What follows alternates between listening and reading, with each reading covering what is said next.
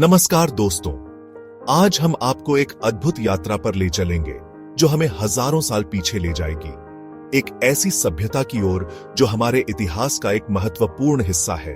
आज हम एक ऐसे धर्म के बारे में जानेंगे जो हजारों सालों से हमारे साथ है। यह धर्म न केवल हमारे जीवन का हिस्सा है, बल्कि हमारी संस्कृति और परंपराओं की नींव भी है। जी हां, हम बात कर रहे हैं हिंदू धर्म की, जो सिंधु घाटी सभ्यता से शुरू हुआ था। सिंधु घाटी सभ्यता, जिसे हड़प्पा सभ्यता के नाम से भी जाना जाता है, लगभग 5000 साल पहले भारत और पाकिस्तान के क्षेत्रों में फली फूली। ये सभ्यता लगभग 5000 साल पहले भारत और पाकिस्तान में थी। इस सभ्यता के लोग अत्यंत उन्नत थे और उन्होंने कई महत्वपूर्ण आविष्कार और खोजें की जो आज भी हमारे लिए महत्वपूर्ण हैं। सिंधु घाटी के लोग प्रकृति की पूजा करते थे और मां दुर्गा को बहुत मानते थे। वे मानते थे कि प्रकृति ही जीवन का स्रोत है और उसकी पूजा करना उनका कर्तव्य है। मां दुर्गा, जो शक्ति और साहस की प्रतीक है, उनकी आराधना का एक महत्वपूर्ण हिस्सा थी। उस समय शिव जी जैसे देवता भी थे, मतलब हिंदू धर्म बहुत पुराना है। शिव जी, जिन्हें महादेव के नाम से भी जाना जाता है, इस धर्म के प्रमुख देवताओं में से एक है। उनकी पूजा आज भी पूरे भारत में की जाती है। यह सभ्यता बहुत आधुनिक थी। सिंधु घाटी के लोग उन्नत नगर योजना और जल प्रबंधन के लिए जाने जाते थे। उनके शहरों में सड़कों का जाल, नालियों का उत्कृष्ट नेटवर्क और घरों में जल निकासी की व्यवस्था थी, जो उस समय के लिए अद्वितीय थी। यहाँ के लोग अच्छे शहरों में रहते थे, व्यापार करते थे और कला के जानकार थे।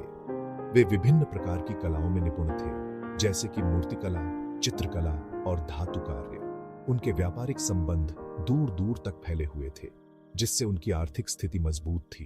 लेकिन समय के साथ ये सभ्यता खत्म हो गई। इसके पतन के कारण आज भी पूरी तरह से स्पष्ट नहीं है, लेकिन माना जाता है कि जलवायु परिवर्तन, बाढ़ और आक्रमणों ने इसमें महत्वपूर्ण भूमिका निभाई। लेकिन इसकी संस्कृति और मान्यताएं हिंदू धर्म की नींव बनी। सिंधु घाटी सभ्यता की धार्मिक और सांस्कृतिक धरोहर आज भी हमारे जीवन में जीवित है। हिंदू धर्म के कई तत्व, जैसे कि देवी देवताओं की पूजा, यज्ञ और अन्य धार्मिक अनुष्ठान इसी सभ्यता से उत्पन्न हुए हैं। इस प्रकार सिंधु घाटी सभ्यता न केवल हमारे अतीत का एक महत्वपूर्ण हिस्सा है, बल्कि हमारे वर्तमान और भविष्य का भी एक अभिन्न अंग है। लगभग 3500 साल पहले आर्य लोग भारत आए। आर्य मध्य एशिया से आए थे और अपने साथ वेद लेकर आए थे। वेद ज्ञान से भरे हुए ग्रंथ हैं, जिनमें धार्मिक गीत, मंत्र और जीने के नियम हैं। आर्यों ने वेदों से अपनी संस्कृति और धर्म फैलाया। इस समय को वैदिक युग कहते हैं। वेदों में इंद्र, अग्नि, वरुण जैसे देवताओं का वर्णन है, जो प्रकृति की शक्तियों को दिखाते हैं। 4 वेद हैं: ऋग्वेद, यजुर्वेद, सामवेद और अथर्ववेद। ये वेद हिंदू धर्म के सबसे प्राचीन और पवित्र ग्रंथ माने जाते हैं। ऋग्वेद में मंत्रों और स्तुतियों का संग्रह है, यजुर्वेद में यज्ञों और अनुष्ठानों का वर्णन है, सामवेद में संगीत और भजनों का महत्व बताया गया है और अथर्ववेद में जादू टोने और चिकित्सा के उपायों का उल्लेख है। इन वेदों में पूजा पाठ, यज्ञ और जीने के तरीके बताए गए हैं। वेदों के अनुसार यज्ञ और पूजा पाठ से व्यक्ति अपने जीवन को शुद्ध और पवित्र बना सकता है। यज्ञों में अग्नि का विशेष महत्व है और इसे देवताओं को प्रसन्न करने का माध्यम माना जाता है। पूजा पाठ के माध्यम से व्यक्ति अपने मन को शांत और स्थिर कर सकता है। वेदों में कर्मकांड जरूरी है, साथ ही भगवान को पाने के लिए ध्यान और योग भी बताया गया है। ध्यान और योग के माध्यम से व्यक्ति आत्म साक्षात्कार कर सकता है और अपने भीतर की शांति को पा सकता है। योग के विभिन्न आसनों और प्राणायामों का वर्णन वेदों में विस्तार से किया गया है, जो शारीरिक और मानसिक स्वास्थ्य के लिए अत्यंत लाभकारी है। वेदों में समाज के 4 भाग हैं: ब्राह्मण, क्षत्रिय, वैश्य और शूद्र। ब्राह्मणों का काम शिक्षा और ज्ञान का प्रसार करना था। क्षत्रियों का काम रक्षा और शासन करना था। वैश्य व्यापार और कृषि में संलग्न थे और शूद्र सेवा और श्रम कार्यों में लगे रहते थे। यह विभाजन कर्म और योग्यता पर आधारित था, न कि जन्म पर। ये भाग लोगों के काम पर आधारित थे, न कि जन्म पर। हर व्यक्ति को अपने कर्म के अनुसार समाज में स्थान मिलता था।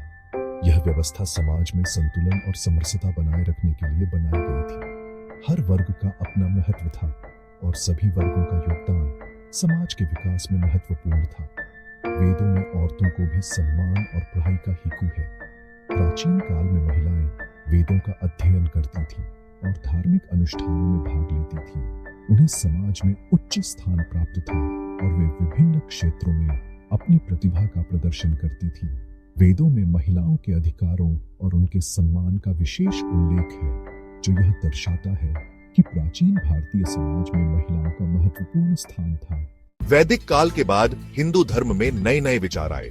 बहुत से ऋषि मुनियों ने वेदों को समझाया और अपने अपने विचार रखे।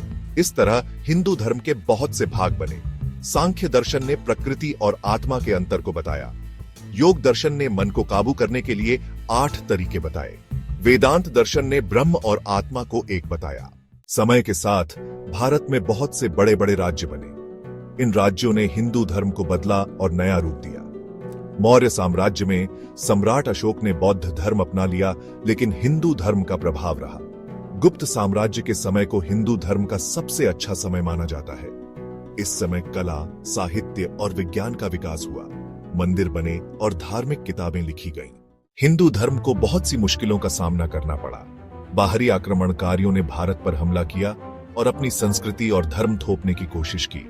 मुगल काल में बहुत से हिंदू राजाओं ने मुगलों से लड़ाई की। महाराणा प्रताप और छत्रपति शिवाजी महाराज ने अपनी बहादुरी से हिंदू धर्म की रक्षा की। हिंदू धर्म के कुछ नियम हैं जो इसे दूसरे धर्मों से अलग बनाते हैं। कुछ नियम हैं ब्रह्म, आत्मा, कर्म, धर्म और मोक्ष। हिंदू धर्म में पुनर्जन्म है। ऐसा माना जाता है कि मरने के बाद आत्मा का दूसरा जन्म होता है और ये तब तक चलता है जब तक मोक्ष नहीं मिल जाता। हिंदू धर्म को सनातन धर्म भी कहते हैं। सनातन का मतलब है हमेशा रहने वाला। यह नाम दिखाता है कि हिंदू धर्म का कोई शुरुआत और अंत नहीं है। यह सच्चाई और अच्छाई पर आधारित है। हिंदू धर्म अलग अलग चीजों में एकता दिखाता है। यहां बहुत से देवी देवताओं की पूजा होती है, लेकिन सब एक ही परमेश्वर के रूप हैं। हिंदू धर्म सबको साथ लेकर चलने का संदेश देता है। आज हिंदू धर्म दुनिया का तीसरा सबसे बड़ा धर्म है। यह धर्म अपने आप में एक विशाल और प्राचीन परंपरा को समेटे हुए है, जिसकी जड़ें हजारों साल पुरानी हैं। हिंदू धर्म की उत्पत्ति भारतीय उपमहाद्वीप में हुई और यह समय के साथ साथ दुनिया के विभिन्न हिस्सों में फैल गया। दुनिया भर में लगभग 1 अरब लोग हिंदू धर्म मानते हैं। यह धर्म न केवल भारत में बल्कि अन्य देशों में भी गहराई से स्थापित है। हिंदू धर्म के अनुयायी विभिन्न संस्कृतियों और भाषाओं के होते हुए भी एक ही धार्मिक भावना से जुड़े होते हैं। भारत के अलावा Nepal, Mauritius, Fiji, Guyana, Suriname और त्रिनिदाद और टोबैगो में भी बहुत से हिंदू रहते हैं।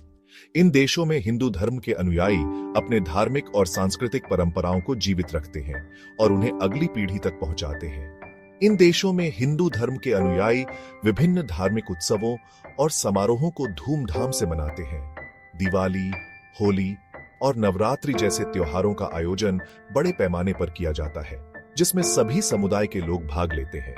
हिंदू धर्म का प्रभाव सिर्फ धर्म तक ही नहीं है। योग, ध्यान और आयुर्वेद जैसी पुरानी भारतीय परंपराएं आज पूरी दुनिया में मशहूर हो रही हैं। योग और ध्यान ने लोगों के जीवन में शांति और संतुलन लाने में महत्वपूर्ण भूमिका निभाई है। अंतर्राष्ट्रीय योग दिवस का आयोजन हर साल 21 जून को किया जाता है, जिसमें लाखों लोग भाग लेते हैं। आयुर्वेदिक उपचार केंद्रों में लोग प्राकृतिक और पारंपरिक तरीकों से स्वास्थ्य लाभ प्राप्त करते हैं।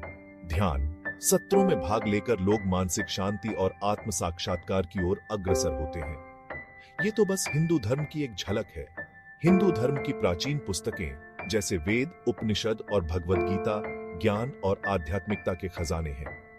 इन पुस्तकों में जीवन के विभिन्न पहलुओं पर गहन विचार और मार्गदर्शन मिलता है। इस महान धर्म के बारे में जानने के लिए आपको खुद पढ़ाई और सोचना होगा। हिंदू धर्म की गहराई और उसकी विविधता को समझने के लिए अध्ययन और मनन आवश्यक है। जय हिंद।